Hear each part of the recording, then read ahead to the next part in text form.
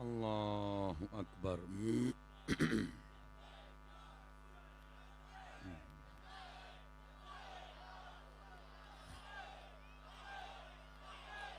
رسول اللہ لبیک یا رسول اللہ صلی اللہ علیہ وسلم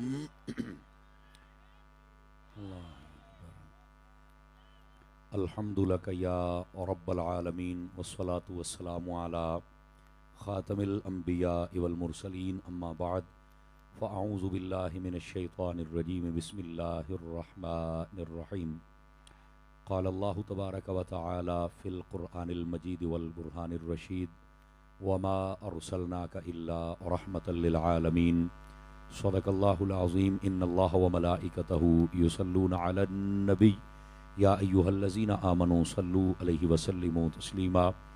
درود پاک سبھی حضرات محبت کے ساتھ پڑھ لیجئے۔ الصلاۃ والسلام علیک یا سیدی یا رسول اللہ وعلی آلک و اصحابک یا سیدی یا حبیب اللہ۔ الصلاۃ والسلام علیک یا سیدی یا جد الحسنین وعلی آلک و اصحابک یا سیدی یا خاتم النبیین۔ انتہائی عزت و تکریم کے لائق زینت بزم سادات و علماء، محترم و مکرم مہمانان ذی وقار، اللہ رب العزت کی فضل و توفیق سے ہم سب آج کی اس خوبصورت سالانہ 10ویں محفل پاک میں شرکت کی سعادت حاصل کر رہے ہیں، جس کو ہر سال کی طرح اس سال بھی احباب نے بڑی محنت، محبت اور کوشش کے ساتھ ترتیب دیا ہے۔ میں دعا گو ہوں خالق کائنات ہم سب کا حاضر ہونا اپنی بارگاہ اقدس و انور میں قبول و منظور فرمائے۔ ماشاءاللہ ہمارے برادر طریقت محترم و مکرم، ہمارے جن کی وجہ سے میری یہاں پر حاضری ممکن ہوئی ہے، جناب محترم پیر سید عمیر شاہ صاحب دامہ اقبالہ، آپ فرما رہے ہیں کہ اس کمیٹی کا نام ہی عاشقان رسول کمیٹی ہے، اور ہمارے شہریار بھائی اور ان کی ساری ٹیم کے جتنے لوگ ہیں، اللہ کریم ان سب کو قدم قدم پر خیر و برکت عطا فرمائے۔ اور بالخصوص آج کی ہماری اس محفل میں پیر سید فخر الحسنین شاہ صاحب آپ بھی تشریف فرما ہیں، و دیگر جتنے میری ملت کے ثنا خان اور علماء تشریف لائے ہوئے ہیں، اللہ کریم سب کی حاضریاں اپنی بارگاہ میں قبول فرما کے ہماری محفل کو بھی قبولیت کا درجہ عطا فرمائے۔ دوستان مکرم، قبل اس کے کہ میں بات شروع کروں اور آپ حضرات سماعت فرمائیں، جناب کی خدمتوں میں گزارش ہے آپ توجہ رکھیں گے تاکہ بات کرنے اور سننے کا سکون مل سکے۔ توجہ کے لیے دو باتیں ضروری ہوتی ہیں، ایک تو آپ آپس کی باتیں نہ فرمائیں، آپسی باتیں ساری بند کر دیں، اور دوسرا یہ ہے کہ یہ جو آپ کا موبائل مبارک ہے اس کو ذرا جیب شریف میں ڈال لیجئے، یہ آپ اپنی جھولی پاک میں بھی رہیں گے تو آپ کو یہ تقریر نہیں سننے دے گا، اور یہ جو تقریریں ہوتی ہیں یہ کانوں کے چسکے کے لیے نہیں ہوتی، یہ ایک تربیتی نشست ہوتی ہے جس میں سے ہم نے کچھ نہ کچھ سیکھنا ہوتا ہے۔ تو کیا میں امید کروں کہ اپنی باتیں بھی بند رکھیں گے اور اپنے موبائل شریف کو بھی جیب میں ڈال کے اور توجہ کے ساتھ بات سماعت فرمائیں گے۔ اللہ کریم آپ سب کو خیر و برکت عطا فرمائے۔ آئیے ایک حدیث شریف سے میں بات کا آغاز کرتا ہوں۔ حضور سرور عالم نور مجسم رسول مکرم صلی اللہ علیہ وآلہ و اصحابہ وبارک وسلم، آپ کا فرمان اقدس و انور ہے، من صلی علیہ مئتن، فرمایا جو بندہ میری ذات پر 100 مرتبہ درود پاک پڑھتا ہے، کتب اللہ بین عینیہ، اللہ تعالیٰ اس کی دونوں آنکھوں کے درمیان یعنی یہاں ماتھے پر لکھ دیتا ہے، براءۃ من النار و براءۃ من النفاق، کہ یہ بندہ منافقت سے بھی آزاد ہے اور جہنم سے بھی آزاد ہے۔ یہ 100 مرتبہ درود پاک پڑھنے کی برکت ہے، اگر زیادہ پڑھیں گے تو برکات بے شمار ہیں۔ مفتی احمد یارخان نعیمی گجراتی رحمۃ اللہ علیہ، آپ نے مشکات شریف کی شرح کرتے ہوئے میرات کے اندر لکھا ہے، یہ جتنی مکھیاں ہیں یہ قیامت والے دن ساری جہنم میں جائیں گی۔ ذرا غور سے سنیے گا سارے حضرات۔ فرمایا وجہ یہ نہیں کہ ان کو سزا ملے گی یا ان کا ٹھکانہ جہنم ہے، فرمایا اس لیے ان کو بھیجا جائے گا کہ جہنمیوں کے عذاب میں اضافہ پیدا کیا جائے۔ وہ کیسے؟ یہ جو مکھی ہوتی ہے نا، یہ تازہ تازہ گرمیاں بھی گزری ہیں، بلکہ یہاں تو ابھی بھی کچھ ماحول ٹھیک ہے، ہمارے پنجاب میں تو ٹھنڈ تشریف لا چکی ہے، لیکن یہاں ابھی بھی کوئی نہ کوئی مکھیاں ہوں گی۔ یہ مکھی تنگ بہت کرتی ہے، 6 فٹ کے بندے کو سونے نہیں دیتی، اور پھر ہتھے بھی نہیں چڑھتی کہ بندہ پکڑ کے اس کو 2-4 تھپڑ لگا دے یا کہیں اس کو گرفتار کر کے تھانے کچہری میں پہنچا دے. سمجھ رہے ہیں نا میری بات؟ لیکن یہ تنگ بہت کرتی ہے. تو یہ جو اس کا تنگ کرنا اس کی فطرت ہے, اس کی وجہ سے اس کو جہنم میں بھیجا جائے گا, تاکہ ایک طرف سے جہنمیوں کو آگ تنگ کرے اور دوسری طرف سے مکھیاں تنگ کریں. تو اس لیے فرمایا کہ ان کو جہنم میں بھیجا جائے گا. اب یہ پہلی بات ہے. دوسری بات وہیں پہ فرماتے ہیں مفتی صاحب, وہ کہتے ہیں کہ مکھیوں کی ایک خوش نصیب قسم وہ بھی ہے جو سیدھی جنت میں جائے گی. تو پوچھا وہ کون سی خوش نصیب قسم ہے؟ فرمایا وہ شہد کی مکھیاں ہیں جو سیدھی جنت میں جائیں گی. لیکن آپ نے پہلی مکھیوں کے بارے میں بھی سنا اور اس کے بارے میں بھی. سوال تو انسانی ذہن کا جو پرندہ ہے وہ پرواز کرتا ہے, وہ سوال یہ کرتا ہے کہ کیا وجہ کیا ہے کہ یہ جو شہد کی مکھیاں ان کی کیا کوالٹی ہے کہ یہ سیدھی جنت میں جائیں گی؟ آخر کوئی سبب تو ہوگا. تو حیات الحیوان کے اندر علامہ دمیری رحمت اللہ علیہ آپ نے اس بات سے پردہ اٹھایا, اور درود پاک پر لکھی جانے والی اکثر کتب کے اندر بھی یہ موجود ہے. فرمایا یہ جو شہد کی مکھی ہوتی ہے, یہ جب اپنے چھتے سے نکل کے جاتی ہے مختلف پھولوں اور پھلوں کے رس چوسنے کے لیے, یہ جاتے بھی حضور کی ذات پہ درود پڑتی ہے اور آتے بھی حضور کی ذات پہ درود پڑتی ہے. تو فرمایا یہ درود پاک کی برکت ہے کہ یہ شہد کی مکھی سیدھی جنت میں جائے گی. آپ بیدار مغز لوگ ہیں اور شہر کراچی کے لوگ ہیں, آپ صرف اپنے دل سے یہی پوچھیں گے تو آپ کی سبحان اللہ نکل جائے گی کہ اگر مکھی درود پڑھے تو وہ تو جنت میں جائے, اگر حضور کا دیوانہ درود پڑھے تو وہ کیسے جنت میں نہیں جائے گا؟ تو ضرور درود پاک پڑھا کریں. اللہ کریم مجھے اور آپ سب کو عمل کی توفیق عطا فرمائے. اب آئیے, جو میں نے آیت کریمہ پڑھی ہے میں اس کا سہارا لے کر بات کو آگے چلتا ہوں. اللہ رب العزت نے ارشاد فرمایا وَمَا أَرْسَلْنَاكَ إِلَّا رَحْمَةً لِّلْعَالَمِينَ. اس کا تفسیری ترجمہ, اور وہ ترجمہ جو آپ کے ذہنوں کے قریب تر ہے, جلدی سمجھ آ جائے, وہ یہ ہے. فرمایا کہ اے محبوب صلی اللہ علیہ وسلم, ہم نے آپ کو سارے جہانوں کے لیے رحمت بنا کے بھیجا ہے. یہ نبی پاک صلی اللہ علیہ وسلم آپ کی ایک عظیم شان کو بیان کیا گیا. آقا کریم علیہ السلام کی کتنی شانیں ہیں؟ سیدی و سندی اعلی حضرت امام احمد رضا خان علیہ الرحمت الرحمن, آپ فرماتے ہیں آقا کریم علیہ السلام کی شانیں کوئی شمار نہیں کر سکتا. بلکہ یہ بھی ایک نقطہ سن لیجئے, علماء نے لکھا ہے اس بات کو کہ اگر کسی کی شانیں شمار ہو جائیں, گنتی میں آ جائیں, کاؤنٹنگ میں آ جائیں, تو فرمایا محبت کی دنیا میں یہ بھی ایک عیب ہوتا ہے کہ شانیں تو بہت ہیں لیکن گنتی میں آ گئیں, شمار میں آ گئیں. میرے نبی پاک علیہ السلام کو اللہ نے اتنی شانیں عطا فرمائی ہیں کہ وہ گنتی بھی کوئی نہیں کر سکتا. اللہ نے یہ عیب بھی نہیں لگایا. اسی واسطے سیدی اعلی حضرت علیہ الرحمہ آپ فرماتے ہیں تیرے تو وصف عیب تناہی سے ہیں بری, ہے راہ میرے شاہ کیا کیا کہوں تجھے. آپ فرماتے ہیں کہ یہ جو عیب تناہی گنتی والا عیب ہے, اللہ نے آپ کے وصف کو یہ لگایا ہی نہیں. ہمیں تو یہ نہیں سمجھ آتی کیا کہیں اور کیا چھوڑیں. یہ نبی پاک صلی اللہ علیہ وسلم آپ کی یہ شان اقدس ہے جس کو اعلی حضرت نے اس شعر میں بیان کیا. اب ذرا اگلی بات سنیے. مفتی احمد یار خان نعیمی رحمت اللہ علیہ آپ فرماتے ہیں میں نے اپنی زندگی میں جتنی کتابیں پڑھی ہیں, فرماتے ہیں تقریباً 6,500 معجزات میں نے اپنی آنکھوں سے پڑھے ہیں. 6,500 معجزات. اور جتنی بھی کتب لکھی گئی ہیں, سب سے بڑی کتاب جو آقا کریم علیہ السلام کے معجزات پر ہے وہ امام جلال الدین سیوطی شافعی رحمت اللہ علیہ آپ کی کتاب ہے الخصائص الکبریٰ فی معجزات خیر الورا. اس ایک کتاب کے اندر 260 نبی پاک علیہ السلام کے معجزات کا ذکر کیا گیا ہے. اس کو لیں, آپ پڑھیں. میں کہتا ہوں یہ جتنے مرد جتنی عورتیں یہ سبھی لے کے اس کو پڑھیں. اس کے ساتھ بندے کا عقیدہ بھی درست ہوتا ہے. نبی پاک علیہ السلام کے میلاد کی باتیں بھی آپ پڑھیں گے, سیرت کی بھی پڑھیں گے اور سورت کی بھی پڑھیں گے, اور اس کے ساتھ ساتھ آقا کریم علیہ السلام کا جو کمال عروج ہے وہ بھی آپ پڑھیں گے. اور اس کا لازمی نتیجہ یہ نکلے گا کہ ہمارے دل کے اندر حضور کا ادب بھی پیدا ہو جائے گا اور حضور کی محبت بھی پیدا ہو جائے گی. تو عرض یہ کر رہا ہوں آقا کریم صلی اللہ علیہ وسلم آپ کو اللہ نے بے شمار شانیں عطا فرمائی ہیں.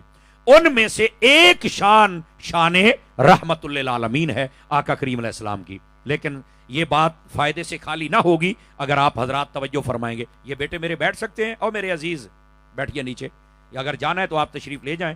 چونکہ میں کلاس میں بیٹھنے والا بندہ ہوں تو یہ چلن پھرن یہ مجھے تقریر شاید نہ کرنے دے, اور میری نیت ہے کہ میں آپ کو کوئی سبق سناؤں. توجہ ہے جی حضرات آپ کی؟ فرنٹ سیٹوں والوں کا زیادہ حق بنتا ہے. آپ ذرا دھیان کیجئے جو میں بات عرض کر رہا ہوں آپ کے سامنے. اللہ رب العزت نے فرمایا اے محبوب ہم نے آپ کے سارے جہانوں کے لیے رحمت بنا کے بھیجا ہے. یہاں دو باتیں قابل غور ہیں. پہلی بات، نبی پاک صلی اللہ علیہ وسلم کو اللہ نے بھیجا، اور دوسرا رحمت بنا کے بھیجا. اور اس کے پھر آگے دو پہلو ہیں.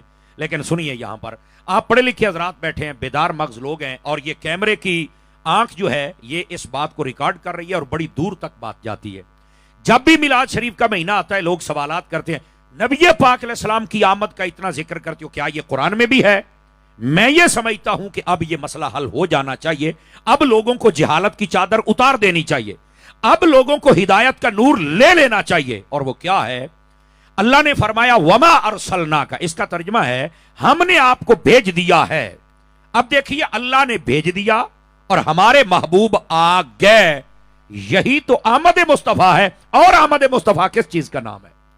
آپ اگر غور کریں تو مسئلہ حل ہو جاتا ہے کہ اللہ نے بھیج دیا، ہمارے نبی آ گئے، یہی آمد ہے. اور یہ جب آمد کا موقع آتا ہے تو ہم آمد مصطفیٰ مرحبا مرحبا کے نعرے لگا لیتے ہیں.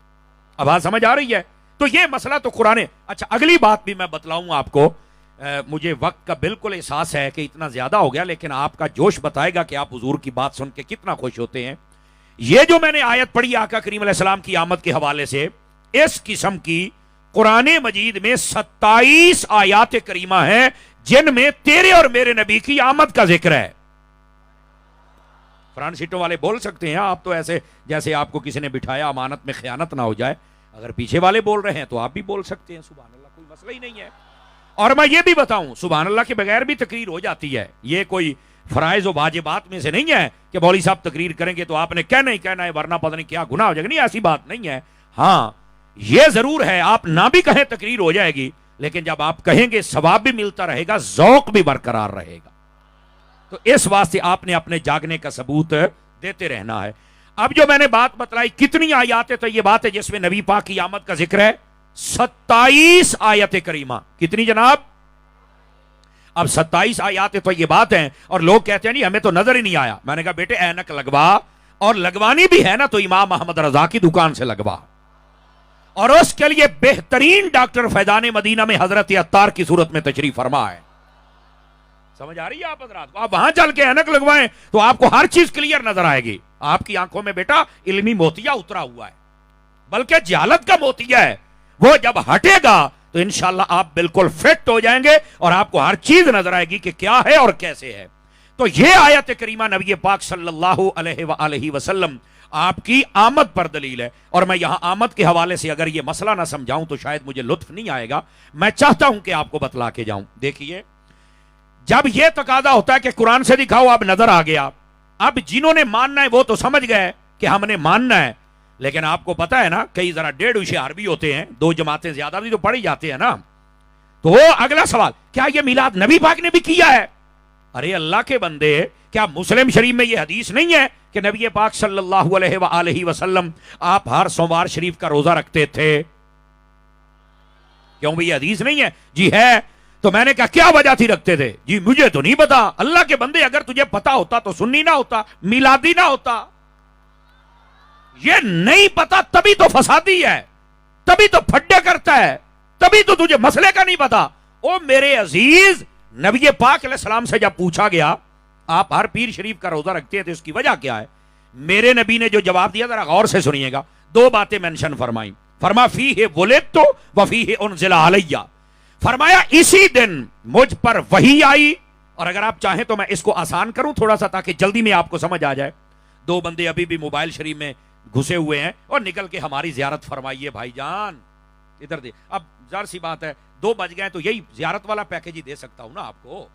تو آپ موبائل سے نکل کر مجھے دیکھیں یار، آپ بات سنیں. میں کلاس میں بیٹھنے والا ہوں، آپ دائیں بائیں دیکھیں گے، بولیں گے، نیچے دیکھیں گے تو شاید میں بات نہیں کر پاؤں گا. آپ توجہ رکھیے. نبی پاک نے 2 چیزوں کو واضح کیا. اب پہلی چیز کیا ہے؟ فرمایا وحی آئی. اس کو آسان لفظوں میں بتاؤں تو نبی پاک نے فرمایا ایک تو اس دن قرآن آیا اور دوسرا قرآن والا نبی آیا ہے، اس واسطے میں روزہ رکھ رہا ہوں. اور آقا کریم علیہ السلام نے خود فرمایا میں پیدا ہوا اور قرآن والے نبی تو میرے مصطفیٰ ہی ہے نا. تو 2 چیزیں ہیں، 2 چیزیں. اب یہاں پر بھی بات توجہ طلب ہے. لوگوں نے نا آج تک 27ویں کی رات آئے نا تو آپ دیکھیں اکثر مسائل ہر مکتبہ فکر کی مسجد کے اندر مولوی صاحب بیٹھے ہوئے ہیں اور اعلان ہو رہا ہے عصر کے بعد سے لے کر بالکل سپیکر کھلے ہیں، آج رات محفل ہوگی، آج آپ نے تشریف لانا ہے، آج ختم قرآن ہے، آج جلسہ نزول قرآن ہے۔ میں نے کہا بابا یہ جلسہ کس چیز کا ہے؟ تو کہتا تم نے اشتہار نہیں پڑھے؟ میں نے کہا پڑھے تو ہیں، جب ہم میلاد کرتے تھے، اب ذرا نکتہ سمجھیے گا اگر آپ کو سمجھ آئے، تو تب تو یہ اعتراض ہوتا تھا کہ نبی پاک ایک مرتبہ پیدا ہوئے تھے تو ایک مرتبہ میلاد کرو تو بس کر دو۔ تو میں نے کہا میری جان یہ بتائیے قرآن بھی ایک ہی مرتبہ نازل نہیں ہوا تھا؟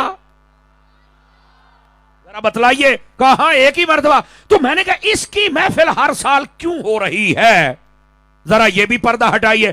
اور کہتے مولانا صاحب اصل بات یہ ہے جب یہ رات آتی ہے نا تو پھر ہمیں یاد آتی ہے کہ اس رات میں قرآن آیا تھا، اور جب ہمیں یاد آتی ہے تو پھر ہمیں خوشی چڑھتی ہے، اور جب خوشی چڑھتی ہے تو پھر ہم محفل سجا لیتے ہیں۔ میں نے کہا خدا تجھے عقل بھی دے اور مدینے کی حاضری بھی عطا کرے، جس رات میں قرآن آئے تمہیں قرآن کی یاد آتی ہے، جس 12 ربیع الاول کو قرآن والا آیا تمہیں قرآن والے کی یاد کیوں نہیں آتی ہے؟ مجھے بتاؤ نا کیوں نہیں آتی؟ سمجھ آ رہی ہے؟ ابھی بھی جو نہیں بولے اللہ تعالیٰ آپ کی چپ کو استقامت نہ بخشے۔ جملے پر آپ نے وزن نہیں محسوس فرمایا، چپ کو استقامت نہ بخشے بلکہ آپ کو جاگنے کی توفیق بخشے۔ او بھائی جان یہ کتنا عجیب بندہ ہے، کتنا عجیب بندہ ہے، قرآن آ رہا ہے تو اس کو یاد آ رہی ہے اور ہر سال آ رہی ہے، قرآن والے آ رہے ہیں تو اس کو یاد نہیں آ رہی ہے۔ ایمان سے بتلائیے، آپ پڑھے لکھے لوگ بیٹھے ہیں، اگر میرے نبی نہ آتے تو قرآن آ جاتا؟ بتلائیے ذرا، شہر کراچی بولو، نہ آتا نا؟ تو قرآن آیا کس کے صدقے میں ہے؟ قاری حضور کے صدقے میں۔ اللہ کے بندے عقل کا علاج کروا یا ہماری بات سن، تیرا علاج سمجھ ہو گیا۔ اگر حضور کے صدقے میں قرآن آیا ہے تو جس کے صدقے میں قرآن آئے اس قرآن کی محفل کرتا ہے، صدقے والے کا میلاد کیوں نہیں کرتا ہے؟ ذرا بتا نا۔ اور پھر یہاں یہ مسئلہ بھی سماعت فرما لیجئے، یار لوگ بڑے چالاک ہوتے ہیں نا، یار لوگ آپ کو پتا ہے وہ پھر اپنی طرف سے گھڑ گھڑ کے دلیلیں دیتے ہیں۔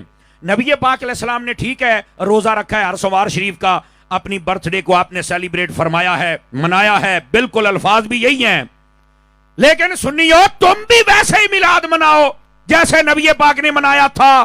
وہ روزہ رکھتے تھے تو تم بھی صرف روزہ رکھو، بس تم نے اتنا خرچہ یہ سب کچھ کہاں سے کر لیا؟ اب بات سمجھ آ رہی ہے آپ حضرات کو؟ میلاد کرنا ہے تو ویسے کرو جیسے نبی پاک نے کیا ہے، تم آگے پیچھے نہیں جا سکتے۔ میں نے کہا مولانا بظاہر تو آپ کے مشورے میں لفظوں کی صورت میں شکر نظر آتی ہے، لیکن اگر آپ کو پتا چل جائے نا کہ آپ کیا زہر دے رہے ہیں، پھر آپ کو احساس ہو کہ آپ یہ کیا بک رہے ہیں۔ کہتا مولانا وہ کیسے؟ میں نے کہا دیکھیے آپ کہتے ہیں ہم ویسے ہی میلاد کریں جیسے نبی پاک نے کیا، تو کیا باقی کام بھی ویسے ہی نہ کریں جیسے نبی پاک نے فرمائے ہیں؟ سمجھ آ رہی ہے میری بات کی؟ تو کیا باقی نہیں کرنے؟ ایک میلاد ہے تو ہمیں تو 1400 سال پیچھے لے کے جا رہا ہے۔ ویسے یہ بھی میں بتا دوں ہمارے میلاد کے اندر اکثر لوگ ایسے ہوتے ہیں جو روزہ بھی رکھتے ہیں، نبی پاک کے جلوس میں بھی جاتے ہیں۔ کیوں بھی ایسا ہوتا ہے یا نہیں ہوتا؟ سوموار شریف کا روزہ اگر آپ کو نہیں یقین آتا تو ہر پیر شریف کو افطاری کے وقت آپ مدنی چینل چلا کے دیکھ لیا کریں، حضرت عطار بھی جلوہ گر ہوتے ہیں اور وہاں روزے رکھنے والے بھی تشریف فرما ہوتے ہیں۔ مولانا صاحب یہ تو بات غلط ہے، ہم دونوں پہ عمل کرتے ہیں، لیکن میرا ایک سوال ضرور ہے۔ اب آئیے یہ ایک علمی بات ہے، اس کو حل کرنا ضروری ہے اور جلدی میں کرنا ضروری ہے۔ توجہ ہے؟ تھکے تو نہیں ہیں آپ حضرات؟ نہیں تھکے تو میری طرف دیکھیے، آپ کو مسئلہ سمجھاؤں۔ میرے بھائی اگر کوئی کہتا ہے نا کہ میلاد ویسے مناؤ جیسے نبی پاک، اس میں کچھ چینجنگ نہیں ہو سکتی، جیسے یہ محفل ہے، جلوس ہے، لنگر ہے، یہ سب کچھ اہتمام ہے، یہ خطبہ تقریریں کر رہے ہیں، نعت خوانی، اور یہ نہیں ہونا چاہیے، بس ویسے، بس ختم۔ تو میں نے کہا مولوی صاحب پھر مسجد بھی ویسی بناؤ جیسی نبی پاک کے زمانے میں تھی۔ کچی مسجد ہونی چاہیے، اس کے اوپر کھجوروں کے پتے، کوئی کلین، کوئی ایسی، کوئی پنکھا، کوئی دیوار کو لیپ نہیں ہونی چاہیے۔ خبردار مسجد بھی ویسے بناؤ جیسے نبی پاک نے بنائی تھی۔ کہہ رہا نہیں یار اب جدید دور آ گیا ہے تو یہ جیسے جیسے اللہ کی نعمتیں آ رہی ہیں، آسائشیں آ رہی ہیں، تو کچھ نہ کچھ تو چینجنگ ہونی چاہیے نا۔ اور پھر آ جاتے ہیں یار لوگ دلیلیں دینے کے لیے، پتہ کیا دلیل دیتے ہیں؟ نہیں کچھ نہ کچھ چینجنگ ہو جائے تو کوئی نہیں، چیز تو وہی ہوتی ہے نا۔ میں نے کہا آؤ اب تمہیں سمجھاؤں مسئلہ۔ اتنا بڑا کراؤڈ یہاں پہ تشریف فرما ہے اور ذرا غور سے بات کو سنیے گا۔ فقہائے اسلام نے ایک مسئلہ لکھا ہے اور وہ مسئلہ یہ ہے وہ کہتے ہیں جس چیز کی اصل میرے نبی کے دور میں ہو. حضرت شاہ صاحب میں آپ کی اور شاہ صاحب آپ کی اور دیگر علماء نعت خانوں کی توجہ چاہتا ہوں. جس چیز کی اصل میرے نبی کے دور میں ہو بدلتے زمانے کے ساتھ اس کی شکل بدل جائے تو وہ چیز جائز رہتی ہے.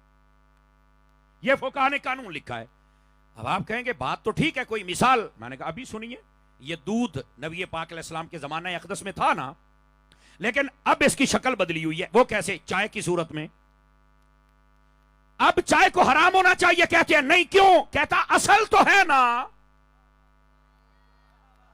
اب یہ بات سمجھیے, یہ قانون ہے اور اس کو سمجھنا ضروری ہے. مولانا اصل تو ہے, صرف شکل بدل گئی. میں نے کہا اچھا پکے رہنا ہے. میں نے کہا اسی کی تم نے کھیر بنا لی ہے, اسی کا کسٹرڈ بنا لیا ہے, اسی کی کلفی بنا لی ہے, اسی کی برفی بنا لی ہے. منہ میں پانی تو آ رہا ہوگا نا. اس کو پی جائیے جلدی سے تاکہ میں مسئلہ سمجھاؤں نا. مسئلہ سمجھنا زیادہ ضروری ہے. اب دیکھیے ہے دودھ, لیکن اس کی شکل بدل گئی. اب مولانا سے پوچھو, اب کوئی کہے کہ دودھ ویسے بھی ہو جیسے نبی پاک کے دور میں تھا, یہ نہیں چلے گا, یہ چینجنگ نہیں چلے گی. اب اس کی جب ربڑی بنتی ہے اور کھیر بنتی ہے, اللہ کے بندے اس کے اندر تو کیا بادام, تو کیا پستے, تو کیا کاجو, تو کیا مغز, سارا کچھ. اتنی changing. Point to be noted. سمجھیے اس بات کو. کہتے ہیں نہیں جی یہ ناجائز نہیں ہو سکتی. میں نے کہا وجہ؟ کہہ رہا اصل تو ہے نا, بس شکل بدل گئی, کوئی مسئلہ ہی نہیں. میں نے کہا پکا رہنا بیٹا. آپ گوشت دیکھیں, نبی پاک کے زمانے میں موجود ہے گوشت, لیکن کیا یہ شنواری, تو کیا اچاری, تو کیا جناب چائنیز, تو کیا وائٹ, کیا دم پخت, اور کیا باربیکیو, اور کیا ایکس وائی زیڈ. سمجھ تو گئے ہی ہوگا نا. تو یہ سب کچھ کیا ہے؟ حرام کہہ دیں؟ نہیں سمر صاحب نہیں ہو سکتا. وجہ؟ کہتے یار اصل تو ہے نا. یہ ہے پوائنٹ جو آپ کو سمجھا رہا ہوں. اب اس کی شکل بدل گئی, مسئلہ ہی کوئی نہیں. اسی طرح دیکھیں, ہم کہتے ہیں مدرسہ کس نے بنا؟ اصحاب صفہ کو نبی پاک پڑھاتے نہیں تھے صفہ کے چبوترے پر بیٹھ کر؟ تو میں نے کہا اس وقت تو پیریڈ بھی نہیں تھے, اس وقت تو قرات کی کتابیں نہیں تھی, بخاری, مسلم, ترمذی, نسائی, ابو داؤد, ابن ماجہ, یہ فقہ اصول کچھ بھی نہیں تھا. اتنی چینجنگ. وہ کہتے یار اصل تو ہے نا. اب دیکھیے میں جو قانون سمجھا رہا ہوں, 3 مثالیں میں نے دی ہیں, اور فقیر آپ کو 12 ایک درجن کے قریب مثالیں دے سکتا ہے, لیکن مدعا میں نے آپ کے ذہنوں کے قریب پہنچا دیا. اب آئیے ذرا اگلی بات. دودھ اصل ہے, اس کی شکل بدل گئی, کوئی مسئلہ نہیں ہے, جائز ہے. گوشت ہے, اصل ہے, شکل بدل گئی, کوئی نہیں, جائز ہے. مدرسے کی اصل ہے, شکل بدل گئی, جائز ہے. مسجد کی اصل ہے, شکل بدل گئی, جائز ہے. میں نے کہا مولوی صاحب عقل سے کام لو. روزہ رکھ کے میرے نبی نے میلاد منا کر اصل دے دی ہے, اب تو ہم نے جلوس ہی بنایا ہے نا.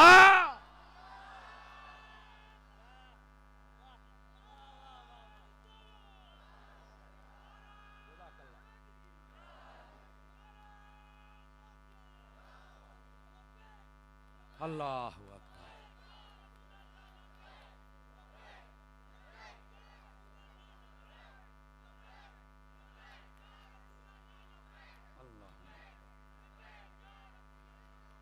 بھائی بات سمجھ آئی آپ سبھی حضرات کو کہ کوئی نہیں آئی؟ دیکھیے روزہ رکھ کے میرے نبی پاک علیہ السلام نے اصل تو دے دی نا, میلاد تو ہے نا. اگر نہیں ہے تو بات کرو, میلاد تو ہے. تو میں نے کہا مرور زمانہ کے ساتھ اگر اس کی شکل بدل گئی تو اب تیری شکل کیوں بدلی؟ یہ ہے اصل بات جو سمجھنے والی. ہر چیز کی اصل ہے, شکل بدل گئی, مولوی صاحب کو قابل قبول ہے. اور میں اکثر یہ ابھی میں آج ہی پہنچا ہوں پنجاب سے, تو پنجاب میں آپ دیکھتے رہتے سوشل میڈیا پہ مجھے بڑے بڑے تحفے ٹکرتے ہیں اسٹیجوں کے اوپر نا, بڑے بڑے تحفوں سے ملاقات ہوتی ہے, عجیب و غریب قسم کی باتیں ہوتی ہیں. بہرحال بس اوقات وہ سوال ایسا کرتے ہیں کہ ہمارے وہم و گمان میں بھی نہیں ہوتا یہ کرے گا, پھر اللہ تعالیٰ ہمارے ذہن میں جواب بھی ویسا ہی ڈالتا ہے. وہ کلو ہوتا ہے تو آگے سے 5 کلو کا جواب جاتا ہے پھر. ہاں اچھا وہ نا ایک بندے نے یہی جو میں نے جو بیان کیا تو اس نے نا اس پر اعتراض کیا. توجہ ہے جی آپ سب حضرات کی؟ جب اس نے اعتراض کیا تو میں نے کہا جی اس مولانا صاحب کے لیے میرا یہ پیغام ہے, اس کو کہنا کہ اگر میلاد ویسے کرنا ہے نا جیسے نبی پاک کے زمانے میں تھا, تو اس مولانا سے کہو پھر حج بھی ویسے کرنا ہے جیسے نبی پاک کے زمانے میں تھا. جب یہ حج عمرے پہ جائے, یہ جہاز میں بیٹھ جائے, تو آپ نے مجھے بتانا ہے, میں انشاءاللہ بڑے احترام کے ساتھ اس کا کان پکڑ کے کھینچ کے لاؤں گا کہ بیٹے اب حج پہ ویسے جاؤ جیسے نبی گئے تھے, کیونکہ میلاد ہم ویسے کریں جیسے نبی کرتے ہیں, تو حج تیرے ابے نے تو نہیں کرنا, حج بھی کرنا. اب سمجھ آئیے آپ حضرات کو. تو پھر ہمارا ایک اپنا انداز ہے سمجھانے کا. پھر کہتے ہیں بابر یہ تو مولوی تھوڑا سا نا جذباتی ہو جاتا ہے. اور جذباتی نہیں ہوتا, لوہے کو موڑنا بھی تو کسی چیز سے ہوتا ہے نا. ایسے ڈرامے کرتے رہے, امت کے ذہن کو منتشر کر رہے ہیں. میلاد نبی پاک علیہ السلام نے اپنا خود منایا. اچھا پھر ایک سوار نہیں, دو نہیں, تین نہیں, ایک مہینہ نہیں, دو نہیں, پوری زندگی میں. اب نبی پاک نے پوری زندگی ہر سوموار شریف کو کیوں منایا؟ دو باتیں واضح کی. ایک تو یہ کہ جو کہتے ہیں کہ صرف ربیع الاول میں میلاد ہونا چاہیے, آگے پیچھے نہیں ہونا چاہیے, نبی پاک علیہ السلام نے پورے سال میں سوموار کے روزے رکھ کے بتا دیا جب جی چاہے میرا میلاد کر لیا کرو. تو ایک یہ, اور دوسری بات بتلائی, اگر ہم اپنی پوری زندگی میں میلاد کر رہے ہیں تو تم بھی اپنی پوری زندگی میں میلاد کر سکتے ہو. یہ دو باتیں واضح ہو گئیں. تو یہ بتلانے کا مقصد یہ تھا کہ لوگ بڑی چالاکی کرتے ہیں. میں شاہ صاحب آپ کی اور حضرت شاہ صاحب آپ کی توجہ چاہتا ہوں. اب یہاں پر جب اتنا جواب سن لیا نا کہ اصل ہے تھوڑا شکل بدل گئی تو کوئی مسئلہ نہیں ہے, اب پتہ کیا کہتے ہیں, اب اس کا جواب تو ہے نہیں, اب لیتے ہیں یو ٹرن, اب پھر ٹریک بدلتے ہیں. پتہ کیا, اتنا تم خرچہ کرتے ہو یار. میں نے کہا پھر کیا مسئلہ ہے, ہم کرتے ہیں, آپ کو کوئی تکلیف مسئلہ؟ آپ کا بلڈ پریشر کیوں آگے پیچھے ہوتا ہے حضرت؟ اب سمجھ آ رہی ہے آپ کو؟ آگے سے پتا کیا کہتے ہیں, وہ نہیں یار اتنا خرچہ کرتے ہو تو کسی کی بہن بیٹی کی شادی ہی کر دو. میں نے کہا ٹھیک ہے. اس دفعہ کا لیٹسٹ اعتراض اور اپلائیڈ فار جواب, توجہ نہیں فرما, اپلائیڈ فار اس کا جواب. اور جب ایک نے مجھ پر یہ سوال کیا حضرت شاہ صاحب, تو میں نے اس کو یہ جواب دیا. میں نے کہا یار باقی تو مجھے نہیں پتا, میں نے اپنا گھر سجایا ہے, 8,000 روپیہ صرف لگا ہے گھر سجانے پر. کئی دیوانوں نے 2,000 میں, کئیوں نے 5 نے, کئیوں نے 10 نے سجایا ہوگا, ایسا ہی ہے نا. میرا گھر برل 8,000 میں سجا ہے. میں نے کہا یہ جس نے پرچی لکھی ہے یا ہمت کرے کھڑا ہو جائے, میں ابھی پے کرتا ہوں, یا پھر 1 سال کا ٹائم ہے, انتظامیہ کو آ کے مل لے. وہ کہنے لگا پتہ نہیں اب کیا کہے گا مولانا. میں نے کہا جناب 8,000 روپیہ میں نے خرچہ کیا ہے لائٹنگ پر, میں ہمت, کسی کے پیٹ میں درد نہیں ہونا چاہیے بلکہ اس کو خوش ہونا چاہیے کہ اس پر فتن دور میں بھی امت میرے مصطفیٰ کے ساتھ جڑی ہوئی ہے. یہ بات رہی میلاد شریف کے حوالے سے, اور بڑی ضروری تھی جو میں نے آپ کی خدمت میں عرض کی. اب آئیے اگلا موضوع, رحمت للعالمین. اللہ نے اپنے حبیب کو رحمت للعالمین بنا کے بھیجا ہے. یاد رکھیں اعلیٰ حضرت صاحب رحمت اللہ علیہ, آپ نے فتاوی رضیہ شریف کے اندر لکھا ہے, فرماتے عالم کس کو کہتے ہیں؟ توجہ ہے جی, ذرا غور سے سنیے گا. ایک ہوتا ہے عالم, ایک ہوتا ہے عالم. عالم کہتے ہیں علم والے کو. اس کی پھر 2 قسمیں ہوتی ہیں, آگے ضروری مسئلہ ہے اس لیے ڈسکس کر رہا ہوں. ایک ہوتا ہے وہ علم والا جس کے پاس حقیقی علم ہوتا ہے, عالم ربانی. ایک ہوتا ہے وہ عالم جس کے پاس علم ہوتا ہے لیکن وہ عالم ربانی نہیں ہوتا بلکہ عالم شیطانی ہوتا ہے. آپ کہیں گے علامہ صاحب وہ کیسے ہو سکتا ہے, علم ہے اور یہ ہے. ہاں یہی تو بات ہے میرے بھائی. اگر آپ چاہیں تو آپ کو مثال دے کے بات سمجھا دوں, اگر آپ چاہیں تو. فرنٹ سیٹوں والے ذرا توجہ فرمائیں تاکہ آپ کو مسئلہ سمجھاؤں. عالم 2 قسم کے, ایک عالم حق, ایک عالم سو. عالم حق عالم ربانی ہے اور عالم سو عالم شیطانی ہے. اب سنیے اس کا مسئلہ کیا, ہم کیسے سمجھ پائیں گے کہ یہ عالم حق ہے اور یہ عالم سو ہے, کیسے ہم سمجھ پائیں گے؟ آئیے اس کی میں ایک مثال آپ کی خدمت میں عرض کر دوں تاکہ مسئلہ حل ہو جائے. عالم حق کیا ہے اور عالم سو کیا ہے, غور سے سنیے گا. عالم حق وہ ہوتا ہے کہ جب بھی قرآن و حدیث بیان کرے نا تو اس میں اپنی رائے کو داخل نہ کرے. وہ یہ نہ کہے کہ مجھے یوں سمجھ آئی میں یہ کہتا ہوں, نہیں یہ نہیں کہہ سکتا. وہ یہ کہے کہ یہ آیت اس کے بارے میں حضور نے یہ فرمایا, صحابہ نے یہ فرمایا, اہل بیت نے یہ فرمایا, امت نے یہ فرمایا, تاکہ پتا چلے کہ یہ امت کے تسلسل کے ساتھ جڑا ہوا ہے اور جو حقیقت ہے اس کو بیان کرنا چاہتا ہے. اور جب یہ اپنی رائے دیتا ہے تو سمجھ لو اس نے سب پچھلے پر پانی پھیر دیا, اب یہ ایک نیا شوشہ چھوڑنے والا ہے.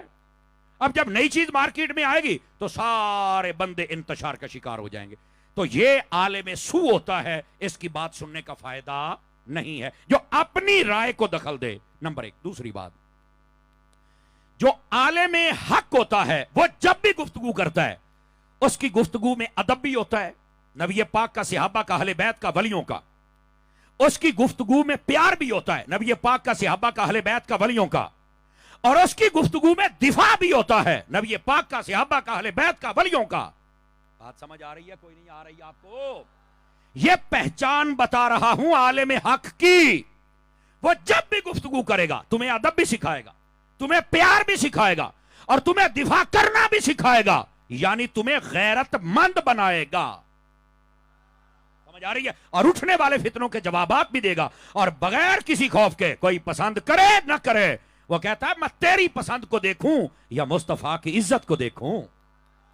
اب سمجھ آ رہی ہے؟ یہ عالم حق ہو۔ اور عالم سو کیا ہوتا ہے؟ وہ پتہ کیا کہتا ہے؟ نہیں میں سیدھا مسلمان ہوں۔ وہ بھائی تو سیدھا مسلمان ہے، باقی کیا ٹیڑے ہیں؟ ہاں بھائی تو سیدھا مسلمان ہے۔ بس اوقات یہ بھی آج کل کا ایک فتنہ ہے نا، نہیں میں سنی بھی نہیں، میں وہابی بھی نہیں، میں شیعہ بھی نہیں، تو میں جناب میں کچھ بھی نہیں ہوں۔ ابے خسرا ہے، کیا ہے تو؟ کیا ہے بتا نا؟ آگے سے شاہ صاحب کہتے میں سیدھا مسلمان ہوں۔ اچھا تو سیدھا مسلمان ہے، داڑھی تیرے منہ پہ نہیں ہے، یہ سیدھا ہے؟ ابے بوتھی دیکھ شیشے میں۔ ہاں یہ سیدھا مسلمان ہے، نماز نہیں پڑھتا کہتا میں سیدھا مسلمان ہوں، اور زکات نہیں دیتا کہتا میں سیدھا مسلمان ہوں، اور رشوتیں کھاتا ہے کہتا میں سیدھا مسلمان ہوں۔ میں کہ اگر یہ سیدھا ہے تو مجھے کو ٹیڑھا بھی زیارت کروا۔ توجہ نہیں فرما رہے آپ؟ وہ کوئی ٹیڑھا بھی دکھا، ہم دیکھیں ٹیڑھا کیسا ہوتا ہے۔ بھائی جان یہ چورن اب نہیں بکنے والا کہ میں کچھ بھی نہیں ہوں، تجھے کچھ تو بننا پڑے گا۔ اگر تو کہتا میں کچھ بھی نہیں ہوں، میں صرف مسلمان ہوں، تو کچھ تو بن گیا نا۔ سمجھ آ رہی نا؟ اور یہ وہ لوگ کرتے ہیں جو کہتے ہیں میں بس میں اپنا ایک نا اپنا مائنڈ رکھتا ہوں۔ تو میں نے کہا تیرے مائنڈ کے پیچھے چلتا کون ہے؟ بیگم تو تیری نہیں مانتی، بڑا مائنڈ والا آیا۔ توجہ ہے نا؟ بچے تیری نہیں سنتے، اتنا تو مائنڈڈ۔ سیڈ تے ہٹ، ہمیں وہ چاہیے جس کا مائنڈ ہمیں مصطفیٰ کی چوکھٹ تک لے کے چلا جائے۔ ہمیں وہ چاہیے جو ہمیں صحابہ اور اہل بیت کی محبت تک لے کے چلا جائے۔ ہمیں وہ چاہیے جو اللہ کے ولیوں کی محبت ہمیں سکھا کے چلا جائے۔ ہمیں وہ مائنڈ چاہیے۔ یہاں آ گیا نیا ڈرامے باز، میں سیدھا مسلمان، باقی کیا ٹیڑے ہیں؟ کیا ہے تو نیا سیدھا مسلمان ہے تو پہلے اب اس کو بندہ کہے تو نے اپنے عقیدے بدل لیے، تیری اماں نے تو نہیں بدلا۔ تو سیدھا تو تیری اماں ٹیڑھی ہے، تیرا ابا ٹیڑھا ہے، تیرا دادا ٹیڑھا ہے، تیرا گھر ٹیڑھا ہے۔ وہاں جواب نہیں ہوگا نہیں یار تم تو پھر مولویوں والی باتیں کرتے ہو۔ تو میں نے کہا کیسے عمران خان والی کروں؟ جب ہوئی تو مولویوں والی کروں گا نا بھائی جان۔ تو یہی ہوگی نا۔ اللہ کے بندے ان باتوں کو سمجھا کرے، یہ فتنوں کا دور ہے، اور ان فتنوں سے نکلو اور تسلسل جو امت کا ہے اس کے ساتھ جڑ جاؤ۔ میں آپ کو ایک مثال دے دوں لوگ پٹڑی سے کیسے اترتے ہیں۔ ادھر دیکھیے میری طرف، سارے حضرات، چھوٹے بڑے، مرد عورتیں، خواتین، جتنے پردے میں بیٹھ کر میری مائیں بہنیں سن رہی ہیں وہ بھی ذرا غور سے سنیں۔ ادھر دیکھیں میری طرف، نبی پاک علیہ السلام نے ارشاد فرمایا، حدیث شریف ہے، میرے آقا کریم فرماتے ہیں لا تجعلوا قبری عیدا۔ اس کا ترجمہ سنیے، فرمایا میری قبر کو عیدگاہ نہ بنانا۔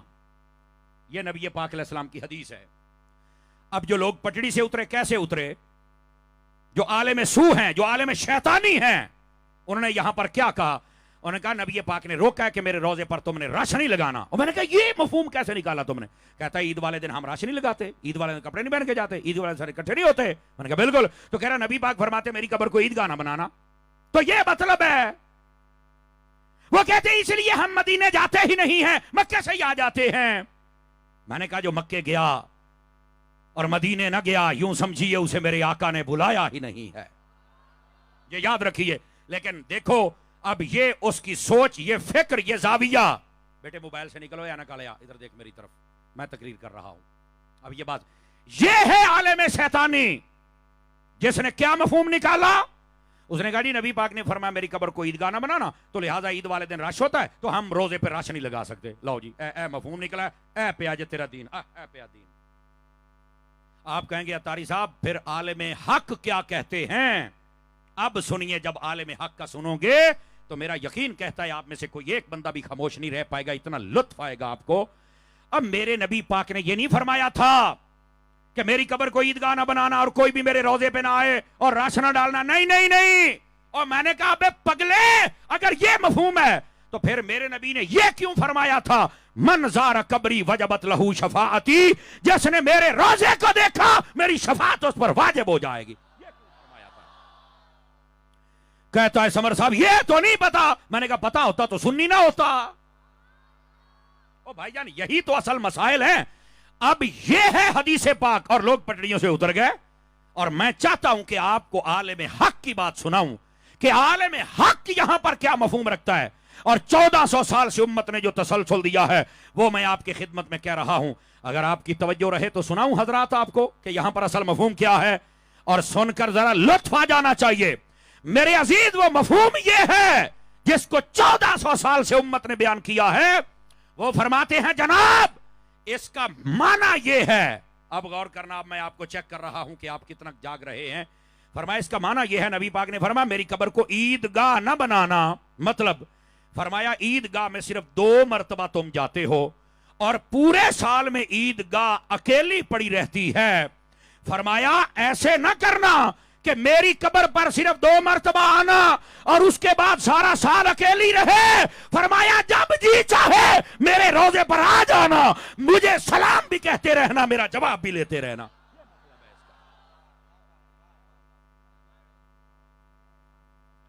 لگا سکتے ہیں لبیک کا نعرہ, لگا سکتے ہیں, کوئی مسئلہ ہی نہیں ہے جناب. اچھا کئی صرف یوں یوں کر رہے ہیں, یوں یوں یوں یوں. اب بندے دے پتر بنو, بولو تے صحیح نہ منہ دے نال ہے. ہاں منہ سے بولو گے تو مزہ آئے گا نا.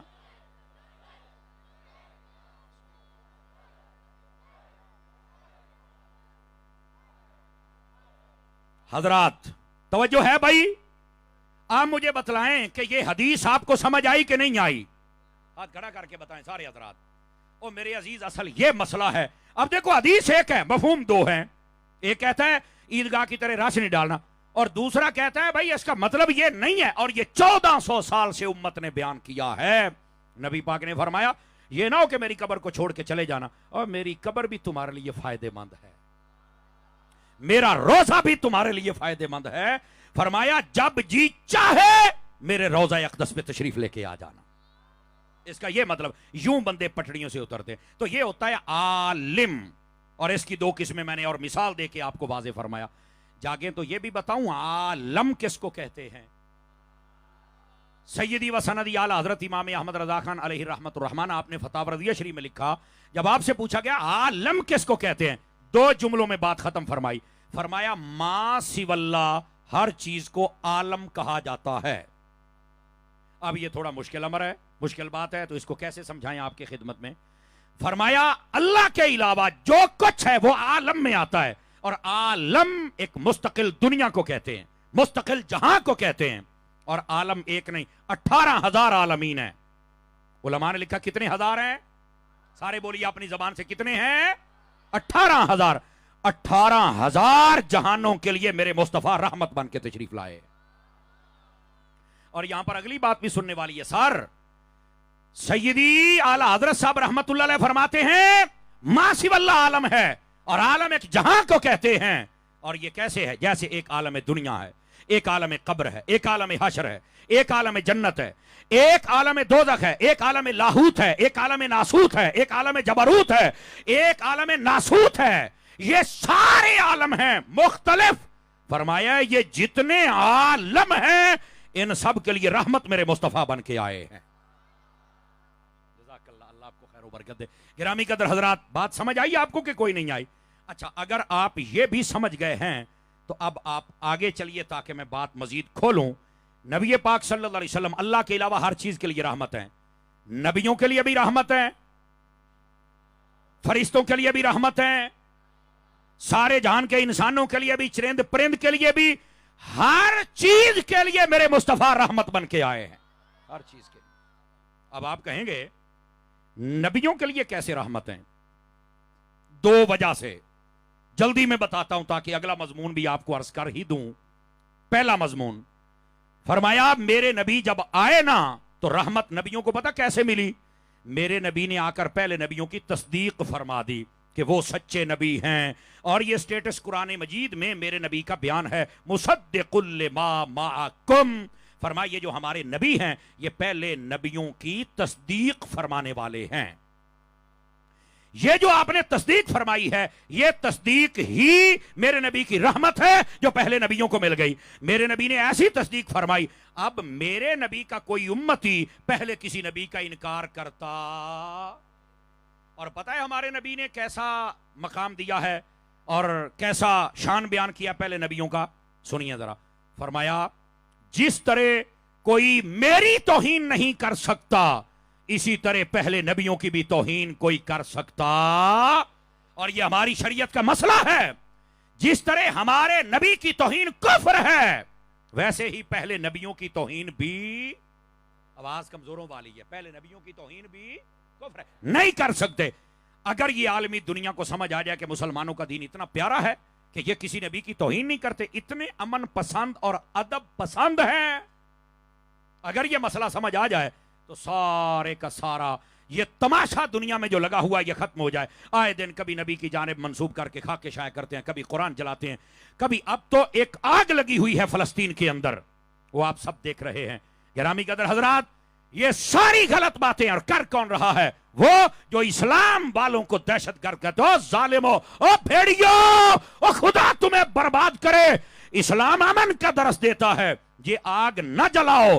اگر یہ بھڑک اٹھی قسم خدا کی دنیا میں کوئی کافر نظر نہیں آئے گا، اور میں دیکھ رہا ہوں وہ وقت آنے والا ہے، یہ کفر ختم ہو جائے گا، ہر طرف میرے مصطفیٰ کا جھنڈا بلند ہو جائے گا۔ سمجھ آ رہی ہے آپ حضرات کو؟ یہ فلسطین کے اندر چھوٹی بچیاں دیکھو، چھوٹے بچے دیکھو، قسم خدا کی 3 دن سے ویڈیو دیکھ کر بندے کو صحیح طرح سے نیند نہیں آتی۔ اگر بندے میں غیرت ایمانی باقی ہو تو اتنا ظلم و ستم ہو رہا ہے اور پوچھنے والا کوئی نہیں ہے، اور ہمارے جتنے اسلامی ممالک کے حکمران ہیں وہ بیان دے رہے ہیں، کیا میں آپ کے ساتھ کھڑا ہوں۔ میں نے کہا بیٹا 6 دن ہو گئے تمہیں کھڑے، تھوڑا بیٹھ جاؤ، کہیں تھک نہ جانا یار، تھوڑا بیٹھ جائیے، آپ تشریف رکھیے، توجہ ہے نا، تھوڑا بیٹھ جائیں آپ کہیں تھک نہ جائیں۔ ابے ظالموں، ابھی ساتھ ہی کھڑے ہو، مزہ تب آتا کہ تم ایک ایسا بیان جاری کرتے کفر کی ساری ہوا نکل جاتی اور ہر طرف اسلام کا پرچم بلند ہو جاتا، اور یہ ابھی بھی ہو سکتا ہے، اور ہم اپنی حکومت سے بھی مطالبہ کرتے ہیں، آپ بالکل جیسے آپ مکہ مدینے کی حفاظت کے لیے جذبہ رکھتے ہیں تو یہ فلسطین مسجد اقصی جہاں میرے نبی 1.25 لاکھ نبیوں کی امامت کروائی معراج کی رات کی بلا اول ہے، 17 مہینے تک میرے نبی نے اس کی جانب منہ کر کے نماز پڑھی ہے، اس زمین کے لیے بھی نعرہ لگاؤ کہ ہم حفاظت کریں گے، اور ساتھ میں یہ بھی کہو ہم بھی جائیں گے، یہ رسول اللہ کے دیوانے بھی جائیں گے۔ کیوں بھئی آپ تیار ہو؟ جتنے جوان بیٹھے ہو، اگر جہاد کا اعلان کیا جائے تیار ہو؟ کبھی پیچھے نہ ہٹنا۔ میرے نبی علیہ السلام نے فرمایا جب میدان جنگ لگ جائے اور تمہیں جہاد کا کہہ دیا کبھی پیٹ پھیر کر نہ بھاگنا، فرمایا یہ کبیرہ گناہوں میں سے اور اس کی توبہ بھی نہیں ہے۔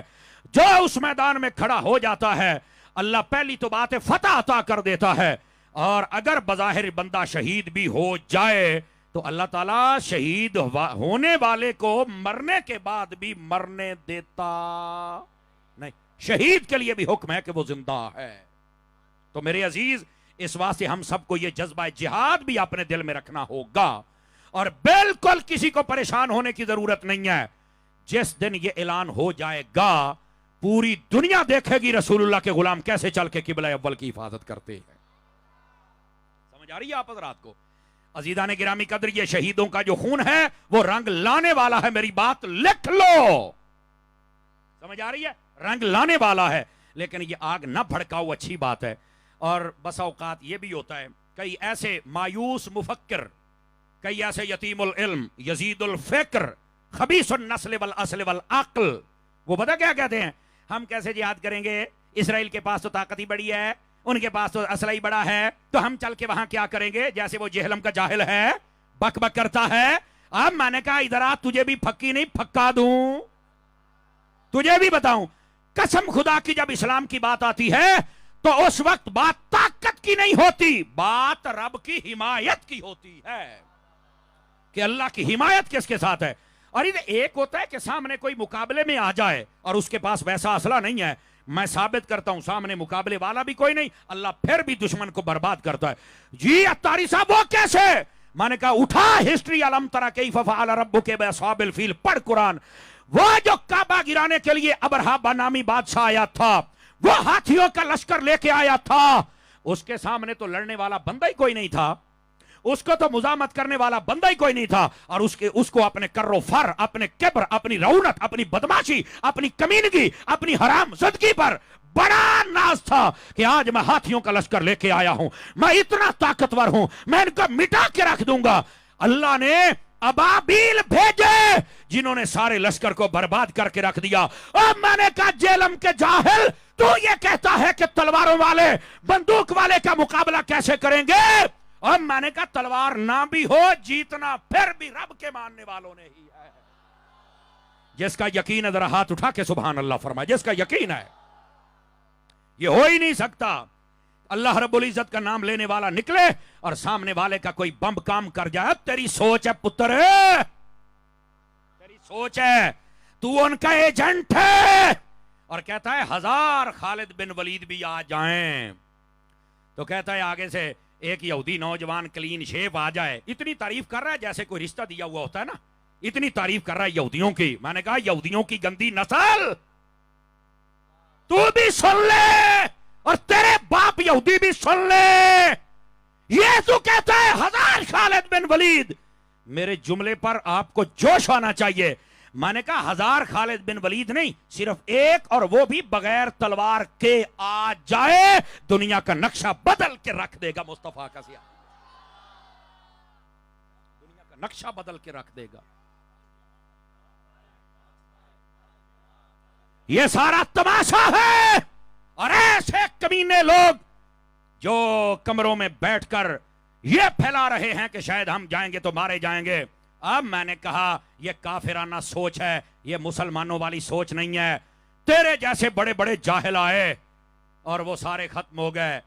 مصطفیٰ کا دین کل بھی سلامت تھا, مصطفیٰ کا دین آج بھی سلامت ہے, اور یہ سلامت رہے گا. سمجھ آ رہی ہے؟ اور اگلی بات بھی سننا, یہ کتنی بڑی توہین ہے حضرت خالد بن ولید کی. ٹھیک ہے, یہ کہنا کہ 1000 خالد بن, اور تم نے کیا صحابہ کرام کو ڈیگریڈ کرنے کا ٹھیکہ لیا ہوا ہے بھائی؟ اس جاہل سے سوال کرو نا. اور خدا کے بندو, یہ کٹی پتنگ ہے, اس کو یہ نہیں پتا میں نے کس جھاڑی میں پھنس جانا ہے. پتنگ ہمیشہ وہی اونچی جاتی ہے جس کی ڈور کسی مالک کے ہاتھ میں ہوتی ہے. تو جس کا مالک ہی کوئی نہیں, وہ کیا بتائے گا؟ آپ بے فکر ہو جائیں. ایسے کمینے اپنی گندی غلیظ فکر کا اظہار کرتے رہیں گے. جب تم قرآن پڑھو گے, قسم خدا کی تمہارے سامنے صرف شہادت حسین کا ذکر کر دیا جائے, تمہیں کوئی چیز نہیں روک سکتی. تم کفر کے سینے میں چل کے ٹھا کر کے لگو گے. چل, سمجھ آ رہی ہے میری بات کی؟ بالکل پریشان ہونے کی کوئی ضرورت نہیں ہے. لیکن بات یہ بتلا رہا ہوں, وہ سرزمین بڑی عظیم سرزمین ہے, انبیاء کی سرزمین ہے, اور وہاں کی حفاظت اور وہاں کے لوگوں کے ساتھ حمایت اور ان کے ساتھ اپنا محبت کا اظہار کرنا یہ ہماری ذمہ داری ہے. اور اے حکمرانوں, اب چپ نہ بیٹھو, ایک ایک کو کر کے مار دیا جائے گا ورنہ. لیکن یہ یاد رکھنا, یہ حکمران میرا خیال ہے شاید کچھ نہیں کر پائیں گے. یہ تو بیچارے اپنے استقبال کے لیے جنتیں بانٹ رہے ہیں, جبکہ اتنا بڑا انٹرنیشنل جھوٹا بندہ آئے, اس کے استقبال پر اگر جنت ہے تو پھر میں سمجھنا بھی یہ تو سارا کم ہی خراب ہو گیا ہے. جھوٹے بندے کے استقبال پر جہنم تو مل سکتی ہے, جنت مل سکتی. یہ تمہارے جوڑ توڑ ہیں, رکھو اپنے پاس. یہ تمہیں مبارک ہو, ہمیں مصطفیٰ کا دین مبارک ہو. میں بات یہ بتلا رہا ہوں, محبوب پاک صلی اللہ علیہ وسلم آپ سارے جہانوں کے لیے رحمت بن گیا. جن کا دین رحمت ہے, آج ان کی امت کے ساتھ یہ سلوک کیا جا رہا ہے. اور یہ کیا ہے؟ ہمارے جو حکمران ہیں یہ خاموش تماشائی بنے ہوئے ہیں. غیرت کرو, غیرت. او حکمرانوں, غیرت کر لو, اچھے رہو گے. اور جس دن تم نے غیرت کر لی, انشاءاللہ اسلام کو بھی عزت ملے گی اور اللہ تمہیں بھی عزت عطا فرما دے گا. ٹھیک ہے؟ اور اللہ تعالیٰ فلسطین کے حالات پر اپنا خاص فضل و کرم فرمائے. آمین سبھی حضرات فرما دیجئے. آخری بات, اور آپ کو چھٹی دینے لگا ہوں. نبی پاک علیہ السلام رحمت بن کے کیسے تشریف لائے, ادھر دیکھیے ذرا. ایک نقشہ آپ کے سامنے رکھنا ہے تاکہ ساری صورت واضح ہو جائے. میرے نبی جب تک نہیں آئے تھے نا, ماں باپ کو منڈیوں میں بیچا جاتا تھا. میرے نبی آئے, ماں اور باپ دونوں کو عزت عطا فرما دی. ماں کے قدموں میں بھی جنت ہے, باپ کے قدموں میں بھی جنت ہے. وجہ میرے مصطفیٰ رحمت بن کے آئے, یہ حضور کی رحمت ملی ہے ان کو. بلکہ میرے آقا نے فرمایا ما من ولد بار ينظر نظر رحمت الى والديه او احدهما الا كتب الله له بكل نظرة حجة مبرورة. فرمایا جو خوش نصیب بچہ اپنے ماں باپ کے چہرے کو دیکھے اللہ قبول حج کا ثواب عطا فرما دیتا ہے. اپنے ماں باپ کی عزت کرو, قدر کرو, اور یہ وہ رحمت کا حصہ ہے جو ماں باپ کو ملا ہے. کب؟ جب میرے نبی رحمت بن کے آئے ہیں.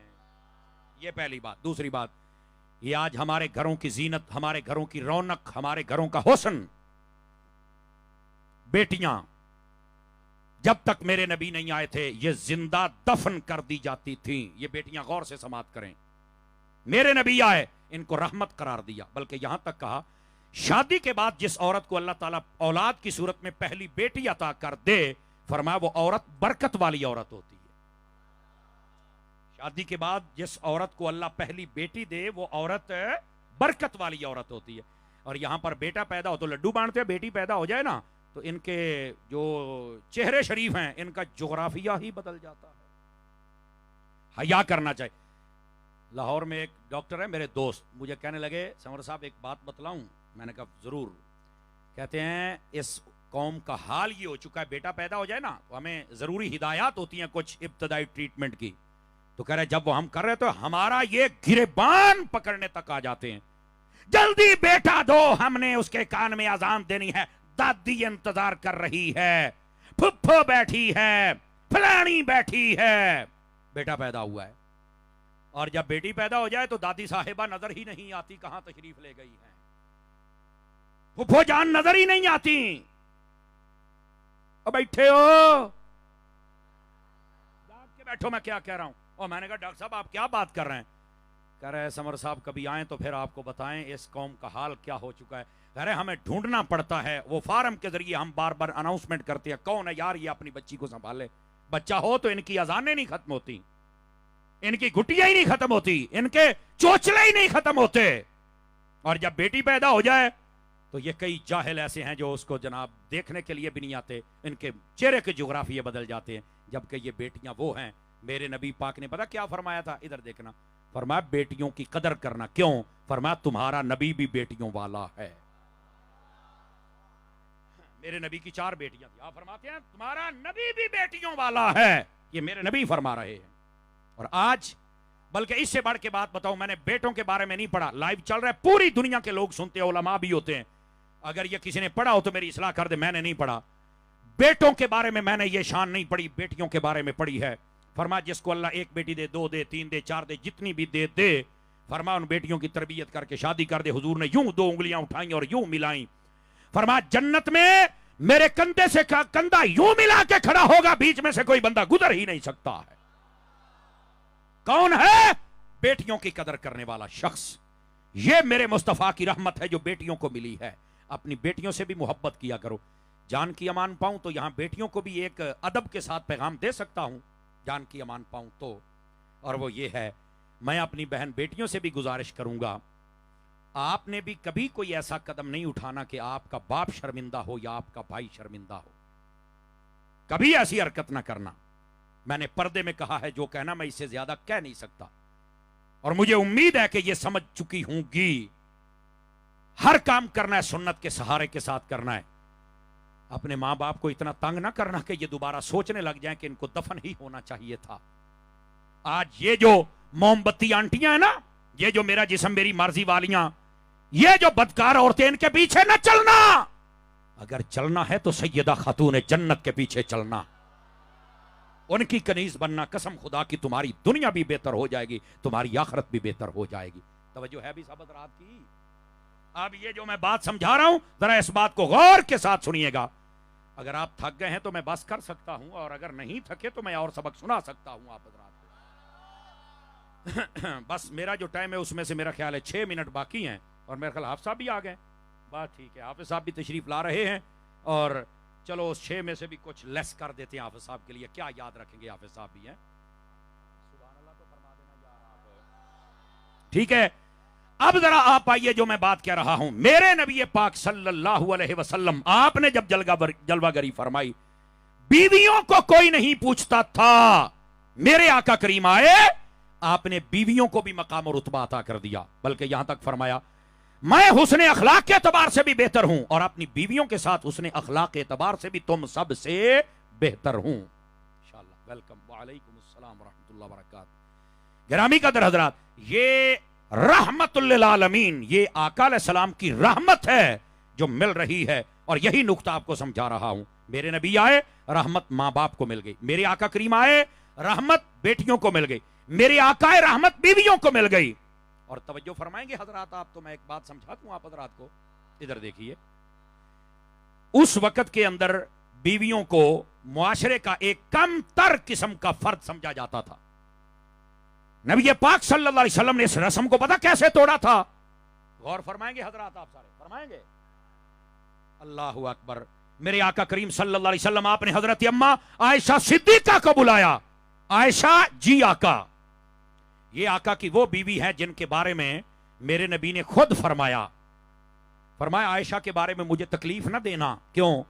فرمایا کسی اور بیوی اپنی کے بستر پہ چلا جاؤں کبھی وہی نہیں آتی, عائشہ اس مقام پہ فائز ہے, اس کے بستر پر بیٹھ جاؤں تو تب بھی وہاں پر وہی تشریف لے آتی ہے. آواز بہت کمزوروں والی ہے. اپنی ماؤں کے لیے بولتے ہو, یہ سارے ایمان والوں کی ماں ہے, ذرا بولو نا ہاتھ اٹھا کے. یہ ہے حضرت اما عائشہ صدیقہ, تو یہ بتا رہا. اور صرف یہاں تک, وعلیکم السلام, صرف یہاں تک بات نہیں بھائی. نبی پاک علیہ السلام نے فرمایا عائشہ جی آقا کہاں ہو؟ میں صحن میں. کیا کر رہی ہو؟ فرمایا میں پانی پی رہی ہوں. فرمایا جتنا پانی پیا ہے بس کرو, باقی میں محمد عربی پانی پیوں گا. آواز کمزوروں والی ہے. سامنے والے تو جیسے عالم مدہوشی و خاموشی میں ہوتے ہیں. سٹیج والے بھی بول سکتے ہیں اگر توفیق ہو تو. اب یہ بات کھڑے ہونے والے بھی بول سکتے ہیں اگر محفل میں آئے ہو تو. یہ پیغام ہے, اس پیغام کو سمجھ میرے عزیز. فرمایا اتنا بس کر میں نے پینا ہے. آقا کریم کی خدمت میں لا کے دیا تو دو باتیں گئیں. حضور یہ تو میرا جھوٹا ہے. تو فرمایا کیا تو میری بیوی نہیں ہے؟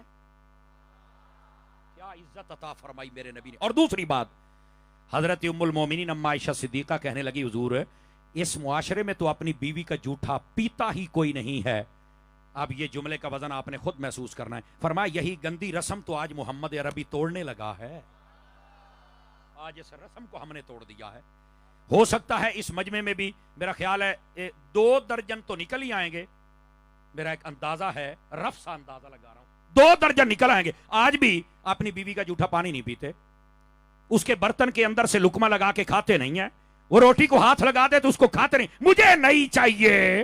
کیوں بھائی, تو تاج کمپنی کا ہے کیا ہے؟ تو کوئی بولو تو صحیح نہ مر رہو, بولے آتے کرو. کیا تماشے کرتے ہو یار؟ کیوں حضرت شاہ صاحب ایسے ہی نہیں ہے؟ یقین کریں ہماری قوم کے ایسے رویے بدلے ہوئے ہیں, کیا بتلاؤں آپ کو یار.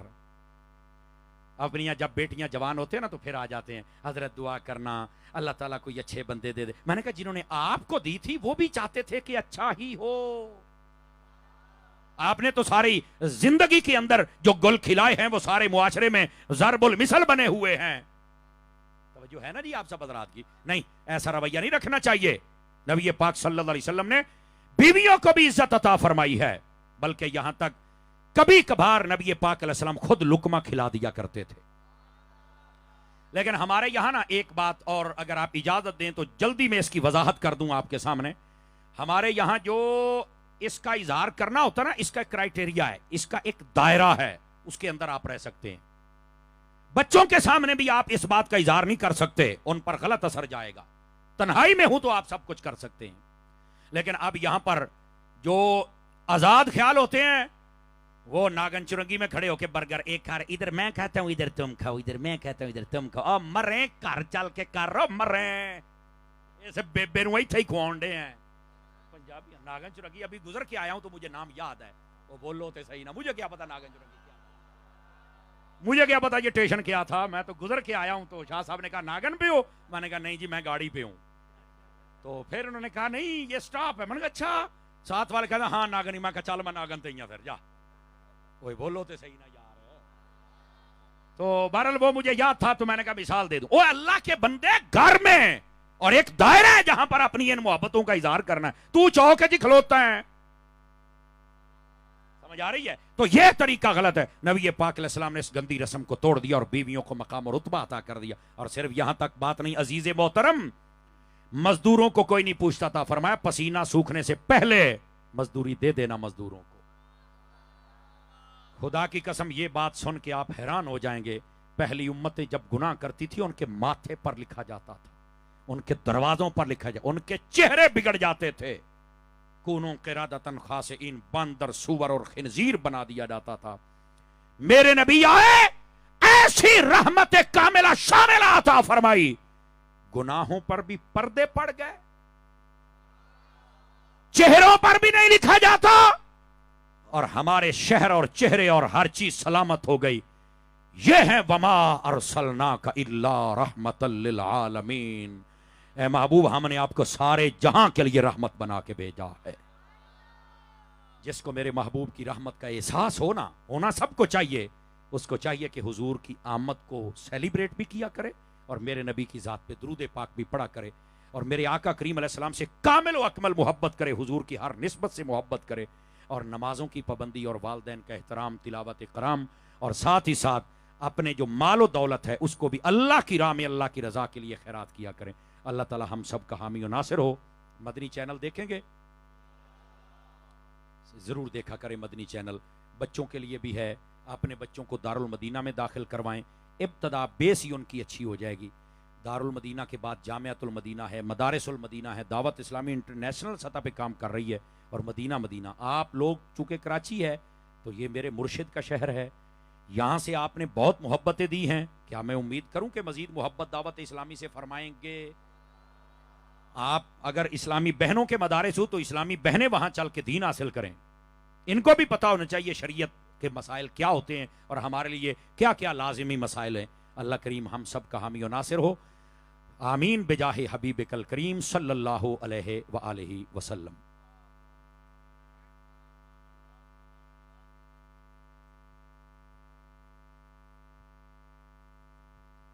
سبحان اللہ, سبحان اللہ. بہت ہی خوبصورت انداز میں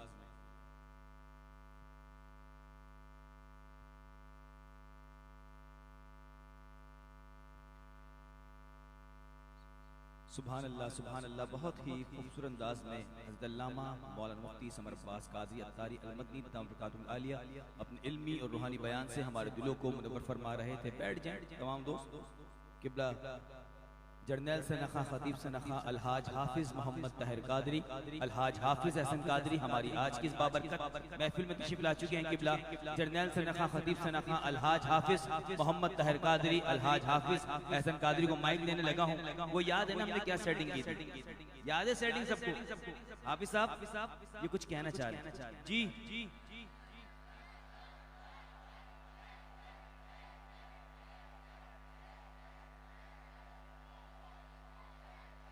تو آئیے بس 4 یار کے نام پکارنے لگا ہوں. فرمائش تھی کلام حسین لکھنا کی, وہ پھر پیش کریں گے انشاءاللہ. انتظامیہ سے معذرت چاہوں گا, وقت بہت زیادہ ہو چکا ہے. بس 2 مصرے پیش کرنے لگا ہوں. ان کے آخر میں صدیق عمر عثمان حیدر کی صدا آئے گی. جب یہ صدا آئے دونوں ہاتھ بلند کر کے میرے ساتھ مل کر صدیق عمر عثمان حیدر کی صدا بلند کرنی ہے کہ جو ان چاروں سے جلتے ہیں وہ فرقے اجاگر باطل ہے. کہ جس کو مولا سیدنا صدیق اکبر سے پیار ہے وہ اپنا ہاتھ بلند کرے, جس کو مولا فاروق اعظم سے پیار ہے وہ اپنا ہاتھ بلند کرے, جس کو مولا عثمان غنی سے پیار ہے وہ اپنا ہاتھ بلند کرے, جس کو مولا علی سے پیار ہے وہ اپنا ہاتھ بلند رکھے. اور میں مصرع پیش کرنے لگا ہوں کہ جو ان چاروں سے جلتے ہیں وہ فرقے اجاگر باطل ہیں. جو ان چاروں سے جلتے ہیں وہ فرقے اجاگر باطل ہیں. اہل سنت کے ہیں رہبر صدیق عمر